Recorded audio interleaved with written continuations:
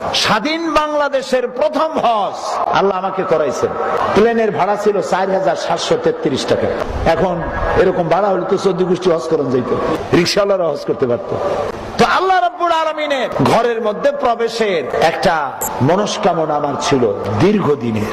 আমার চোখের সামনে কত রাজা বাদশাহ ঢুকছে, আমি এতিমের মতো দাঁড়ায় দাঁড়ায় কাঁদছি, আল্লাহ তোমার এই পবিত্র ঘরের মধ্যে যদি জীবনে একটাবার ঢুকতে পারতাম।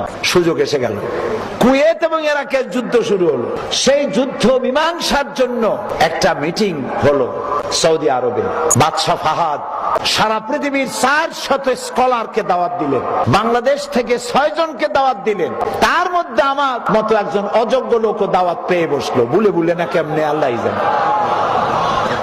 এবং আমি সাথে পেলাম ওই 6 জনের মধ্যে আরেকজন ছিলেন আমার ওস্তাদ, জামাত ইসলামী বাংলাদেশের সম্মানিত নায়েবে আমির, শাইখুল হাদিস, বাংলাদেশের অন্যতম শ্রেষ্ঠ আলেম হযরত মাওলানা আবুল কালাম মোহাম্মদ ইউসুফ।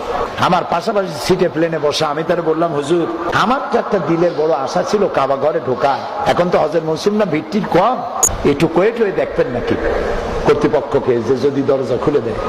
কই যে এত মানুষ দেবে কিনা না দেবে, তা আমি ওইটুকু বললাম শুধু।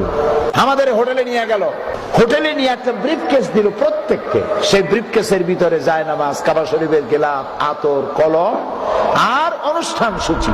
3 দিন আমরা থাকবো সরকারি মেহমান হিসেবে। অনুষ্ঠান সূচিতে দেখি আগামী বৃহস্পতিবার সকাল 7:30টায় মেহমানদের জন্য কাবা শরীফের দরজা খুলে দেওয়া হবে। আমি পড়িয়া কান্দে দিচ্ছি।